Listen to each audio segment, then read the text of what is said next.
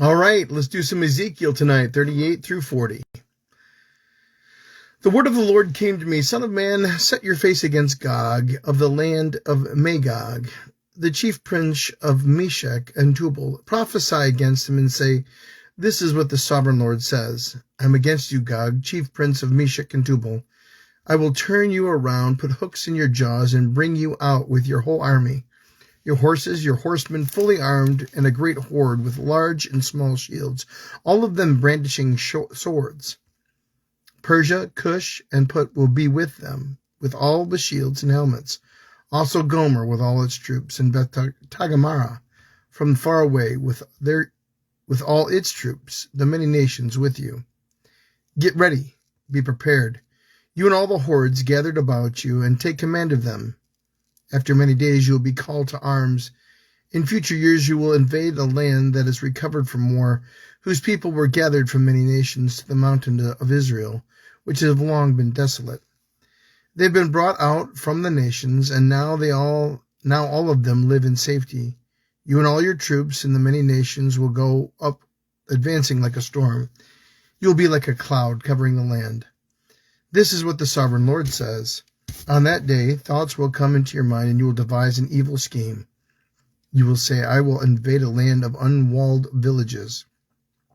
I will attack a peaceful and unsuspecting people, all of them living without walls and without gates and bars. I will plunder and loot and turn my hand against the resettled ruins and the people gathered from the nations, rich in livestock and goods, living at the center of the land.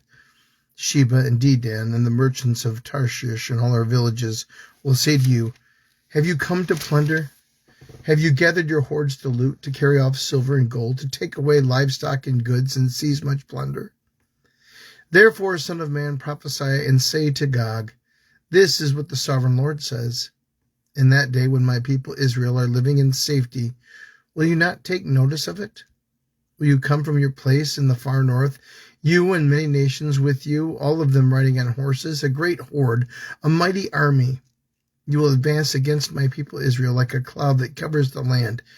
In days to come, Gog, I will bring you against my land, so that the nations may know me, and I am proved holy through you before their eyes. This is what the sovereign Lord says.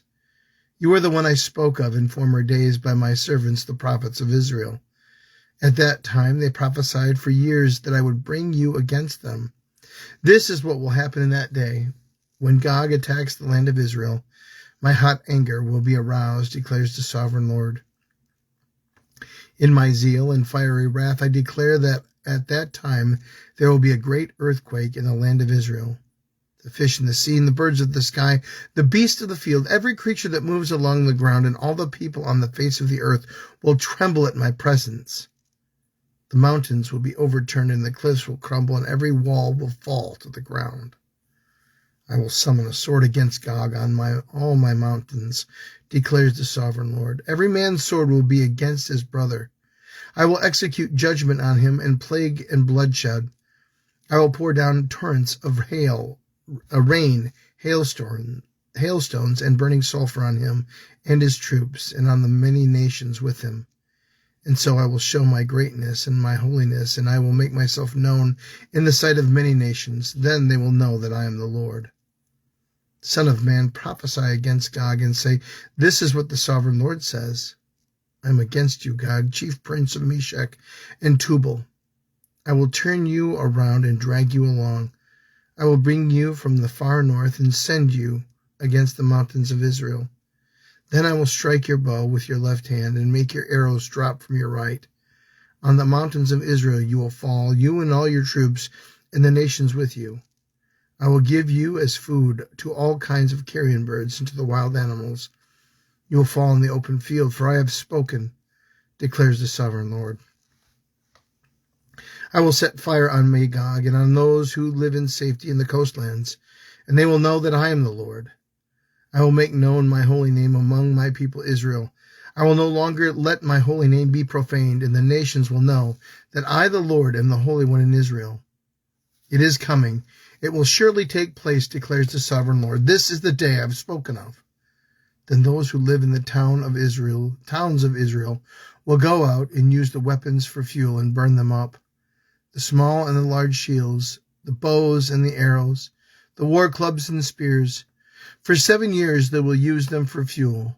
There will be no need to gather wood from the fields or cut it from the forest, because they will use the weapons for fuel. And they will plunder those who plundered them and loot those who looted them, declares the sovereign Lord. On that day I will give Gog a burial place in Israel, in the valley of those who travel east of the sea. It will block the way of travelers, because Gog and all its hordes will be buried there. So it will be called the Valley of Hamon Gog. For 7 months the Israelites will be burying them in order to cleanse the land. All the people of the land will bury them, and the day I display my glory will be a memorable day for them, declares the sovereign Lord. People will be continually employed in cleansing the land. They will spread across the land, and, along with others, they will bury any bodies that are lying on the ground. After the 7 months, they will carry out a more detailed search as they go through the land.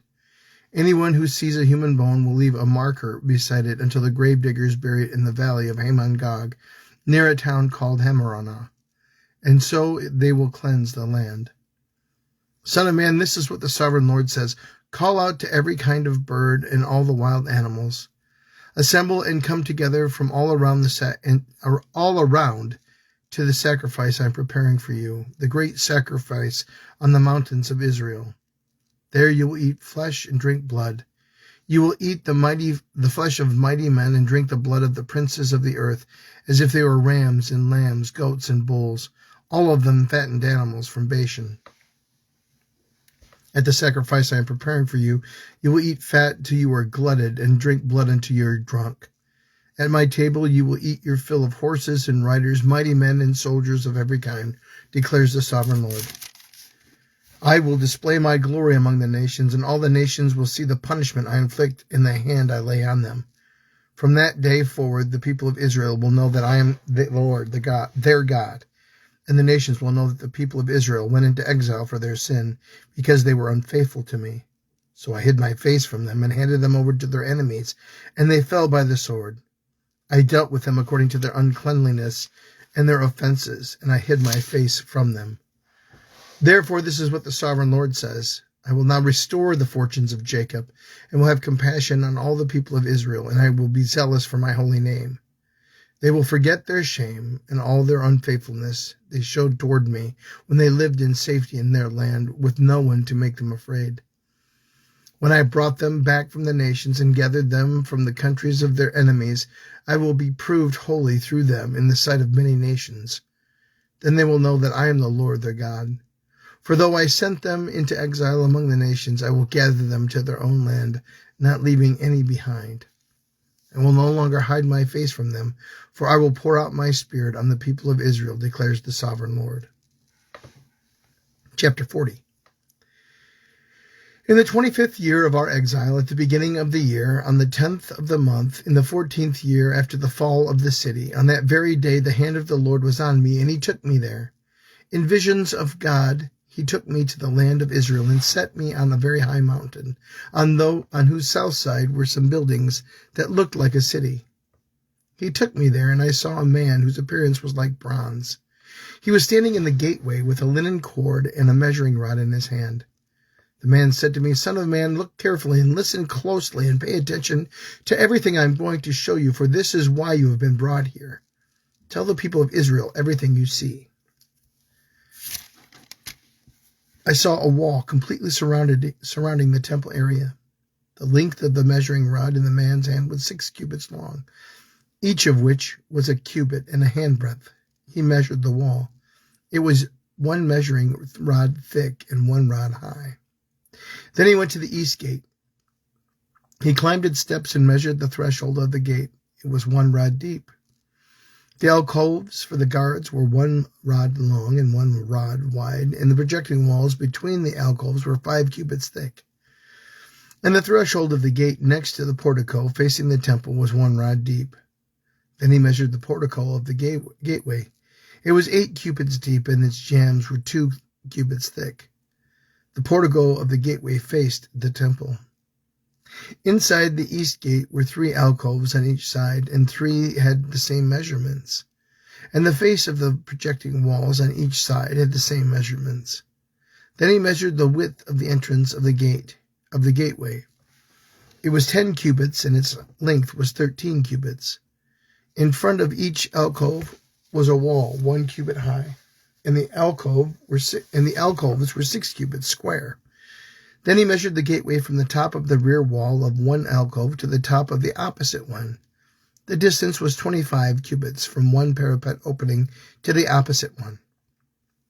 He measured along the faces of the projecting walls all around the inside of the gateway, 60 cubits. The measurement was up to the portico facing the courtyard. The distance from the entrance of the gateway to the far end of its portico was 50 cubits. The alcoves and projecting walls inside the gateway were surmounted by narrow parapet openings all around, as was the portico. The openings all around faced inward. The faces of the projecting walls were decorated with palm trees. Then he brought me into the outer court. There I saw some rooms and a pavement that had been construction all around the court. There were 30 rooms along the pavement. It abutted the sides of the gateways and was as wide as they were long. This was the lower pavement. Then he measured the distance from the inside of the lower gateway to the outside of the inner court. It was 100 cubits, on the east side as well as on the north. Then he measured the length and the width of the north gate, leading to the outer court. Its alcoves, 3 on each side, its projecting walls, and its portico had the same measurements as those of the first gateway. It was 50 cubits long and 25 cubits wide.